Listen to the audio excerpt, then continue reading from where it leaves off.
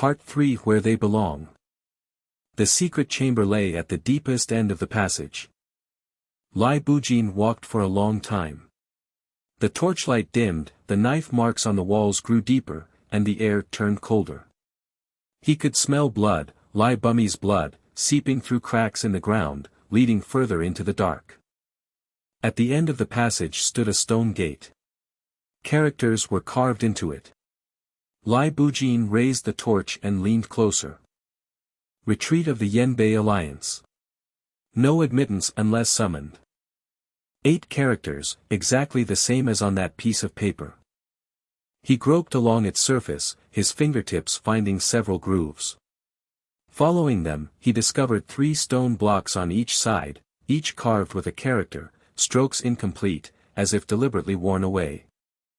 He remembered what Bumie had said, the general chipped the characters away. Mountains. Rivers. Inch. Land. Oath. Death. He pressed the first block. A click. Then the second, the third. Boom. The stone gate slid inward, revealing the chamber behind. Firelight flooded in, illuminating the bare stone walls. In the center stood a stone statue, shaped like the banner of the Yanbei Alliance. Before it lay a skeleton. 2. Bujin stood at the chamber entrance for a long time. He dared not enter. He had waited 33 years. From a 12-year-old boy to a thin, withered old man. General Yan had waited 3 days for him, and he had waited for this city for 33 years. Now he was finally here. He stepped inside, one step at a time. The skeleton sat against the stone wall. Its armor had long rusted, fused with the bones, indistinguishable one from the other.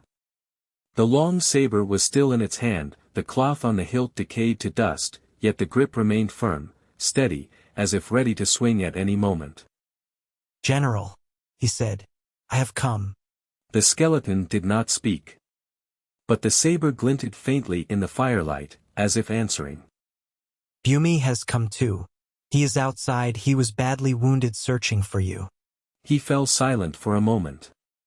"He said I should retrieve the letter for him. Your letter, General." He stood and searched the chamber. His gaze swept the walls, finally settling on the ground before the skeleton's knees, a wooden box, half buried in dust, almost invisible. He knelt and lifted it out. The box was light. Inside, only one thing, a letter.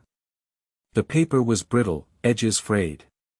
He unfolded it carefully, and by torchlight read each character slowly. To whoever comes after, mountains and rivers broken, every inch of land hard to keep. Yet small as each inch is, it is where our ancestors are buried. We brothers of the Lai clan have lived and died with the Yanbei Alliance for 73 years. My elder brother died the day the city fell. I die in the year it was defended. With this letter, I speak to those who follow, ask not when Yanyun will return, only guard the soil beneath your feet. Yan. By the end, Bujin's fingers trembled. He folded this paper together with the one in his chest. 2 letters, one written by Yan the night the city fell, one written moments before his death. 2 letters, one meaning. Every inch of mountains and rivers, to the death, unyielding. He tucked both safely inside his robes, knelt again, and kowtowed 3 times to the skeleton. "General, I have received your words. And I will receive Bumie's words for him too." He stood, his gaze falling on the saber in the skeleton's hand. It was a fine blade. Long and slender, rusted but still sharp. Bujin reached out and gently took the hilt. He did not draw it. Not because he could not, because he should not. This saber belonged to Yan. The general had used it to defend Qinghe, to seal the tunnel, to hold on until his last breath. It should stay with him. "General, I will not take it. But I will guard this place. Forever." Free. He returned the way he came. Midway through the tunnel, he heard voices. Human voices. Close, chaotic, at least 7 or 8. The chamber's just ahead.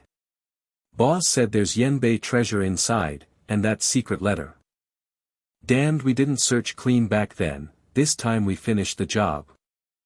Dragon Tiger Stronghold. Lai Bujin's breathing slowed. He counted footsteps. 7 men. Light armor, no heavy weapons, steps messy, underlings, not elites. His body was old, so old his bones ached. But his hand did not shake. He leaned against the wall, holding his breath. Footsteps drew nearer. Torchlight rounded the corner, dyeing the walls orange. The first man passed him. He struck.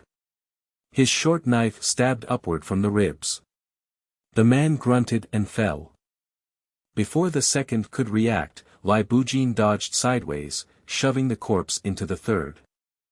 Ambush! Someone shouted. Lai Bujin did not linger. He ran back down the passage, the sound of pursuit chaotic behind him. Kill him. Don't let him get away. He did not run. He stopped at the narrowest part of the passage, back against the wall, blocking the entire way. The first underling to reach him took a knife through the throat. The second was slammed into the stone wall. The third, the fourth. He was old, but his blade was not. 33 years of waiting, 33 years of guarding, all his hatred, all his devotion, pressed into this one knife. Metal clashed and screams echoed through the passage. When the last man fell, Lai Bujin also dropped to his knees. A gash had opened in his abdomen, blood pouring out. He wrapped the wound tight with cloth, gritted his teeth, and kept walking. 1 step. 2. 3. He did not know how far he walked. When he crawled out of the tunnel entrance and saw daylight, his vision blurred completely. 4. He lay in the wild grass outside the tunnel, staring at the sky. It was blue, blue as water. He heard wind chimes. Ding, ding. They came from the direction of the chamber. The chimes General Lai Yen had hung at its entrance. For over 30 years, they rang when the wind blew. General, he whispered. No one answered. But the chimes still sang. He remembered long ago, beneath that broken wall, the moment General Lai Yen had placed his hand on his head. Rough, yet gentle. From today on, you stay with me. Stay with me. He had waited for those 3 words for 33 years. Now he finally heard them. Not from Lai Yen, but from his own heart. I stay with you. He closed his eyes. Wind blew through the valley, stirring the grass, sweeping over the ruins, toward the long-collapsed city. It carried the smell of earth, of withered grass, the weight of over 30 years. The wind chimes still rang. Ding, ding. As if someone was saying. Every inch of mountains and rivers, to the death, unyielding. Mountains and rivers unchanged end.